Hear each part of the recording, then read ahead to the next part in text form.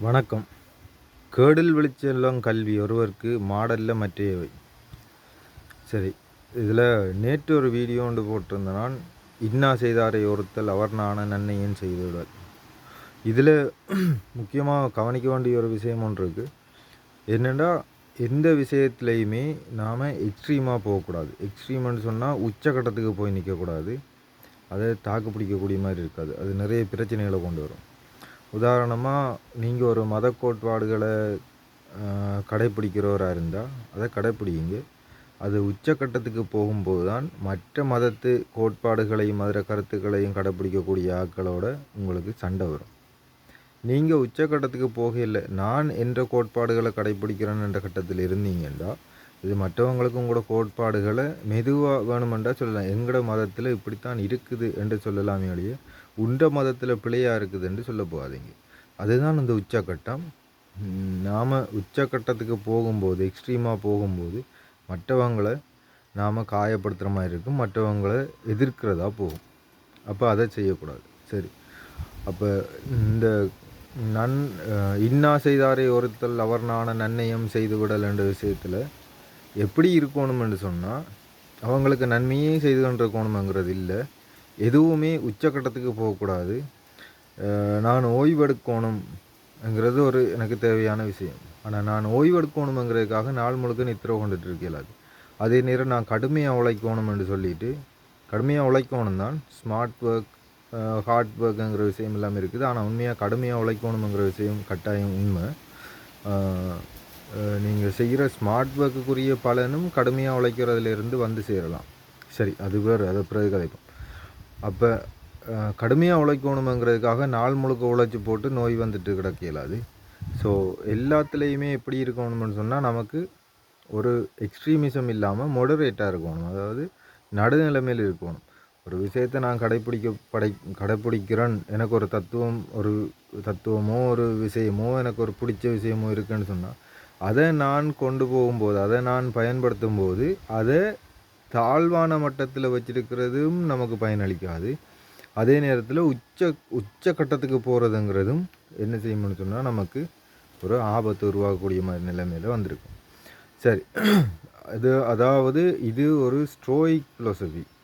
ஸ்டோயிக் ஃபிலோசபிங்கிறது என்னென்னு சொன்னால், ஸ்டோயிக் ஃபிலோசபி உருவாகினது எப்படின்னு சொன்னால், ஒரு பெரிய வணிகர் ஒரு ஆள், அவரோட கப்பல் தாண்டு போயிட்டு அவரோட சொத்துக்கள் எல்லாத்தையும் ஒரு நகரத்துலேருந்து இன்னொரு நகரத்துக்கு கொண்டு போகிற இடம் மாறுறதுக்காக அவரோட கப்பலே தாண்டு போயிட்டு, கப்பலே தாண்டு போனால் கப்பலில் எவ்வளவு சொத்து எவ்வளவு விஷயம் ஏற்றலாம்னு தெரியும். அவரோட சொத்து முழுசாக அழிஞ்சிட்டு, அப்போ இவர் இந்த சொத்து முழுசாக அழிஞ்சிட்டு என்றதை வச்சுக்கொண்டு போய் கேட்டு படித்த ஆலோசனைகளின்படி தான் ஸ்டோயிக் ஃபிலோசபிங்கிற ஒரு விஷயம் ஸ்டார்ட் ஆகுது.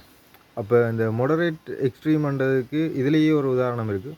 அவர் ஒரு நகரத்துலேருந்து இன்னொரு நகரத்துக்கு வரையக்குள்ளே அவர் தன் சொத்துக்கள் எல்லாத்தையும் கொண்டு வராமல் ஒரு 20 விதமான சொத்துக்களை பழைய நகரத்தில் விட்டுட்டு வந்திருந்தால் அவருக்கு திரும்ப அந்த சொத்து இருந்திருக்கும்.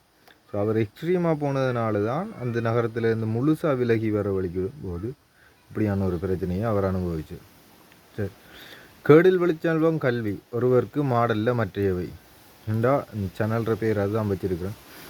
கல்விங்கிறது புத்தகத்தில் படிக்கிறதோ, நாம் பள்ளிக்கூடத்தில் போய் படிக்கிறதோ, அல்லது ஒரு டிகிரி வாங்கி வச்சிருக்கிறதோ இல்லை. அது இல்லை. டிகிரி வாங்கி வச்சிருக்கிறது கல்வி இல்லை. டிகிரி வாங்குறதுக்காக படிச்சிருப்போம் இல்லை, அந்த படித்தது தான் கல்வி. அந்த கல்வி எப்படி இருக்கணும்னு சொன்னால், நமக்கு பயனுடையதாக இருக்கணும். அந்த கல்வி நாம் பயன்படுத்துகிற மாதிரி இருக்கணும். உதாரணமாக, நீங்கள் ஒரு 5ஆம் ஆண்டு படித்த ஒரு ஆளாக இருந்தால் உங்களுக்கு என்ன மாதிரியான வேலை கிடைக்கும், என்ன மாதிரியான வருமானம் கிடைக்கும். இதே நீங்கள் ஒரு எஸ்எல்ஏஎஸோ அல்லது எஸ்எல்பிஎஸோ அப்படி பெரிய லெவலில் நீங்கள் படிச்சிருக்கிறீங்க, அல்லது நீங்கள் ஒரு டாக்டர் வைங்களேன். ஒரு இந்தியாவிலேருந்து யாரும் பார்த்தா உங்களுக்கு விளங்காதனால சொல்கிறேன். நீங்கள் ஒரு டாக்டர் வைங்க, அல்லது ஒரு இன்ஜினியர் வைங்க, இல்லாட்டிக்கு ஒரு ஏரோஸ்பேஸ் இன்ஜினியர் வைங்க. அப்படி இருந்தால் உங்களுக்கு எவ்வளோ வருமானம் கிடைக்கும்? ஒரு வருமானமும் கிடைக்காது உங்களுக்கு. ஏன் உங்களுக்கு வருமானம் கிடைக்காதுன்னு சொன்னால், நீங்கள் இன்ஜினியராக வேலை செய்தால் தான் உங்களுக்கு வருமானம். உங்களோட படிப்புக்கு யாரும் சம்பளம் தர போகிறது இல்லை, உங்களோட வேலைக்கு தான் சம்பளம். அதனால் நீங்கள் படித்து டிகிரி சர்டிஃபிகேட் எடுத்து வச்சிருக்கிறதுல எந்த பிரயோசனமும் இல்லை. நீங்கள் அதை பயன்படுத்தாட்டி அந்த கல்வி உங்களுக்கு பயன்படாட்டிக்கு உங்களுக்கு அதால் எந்த பிரயோசனமும் இல்லை. சரி, கேடில் விழிச்செல்வம் கல்வி என்னென்னா கல்வி மட்டும்தான் உங்களுக்கு ஒரு செல்வமாக இருக்கும். சரியா?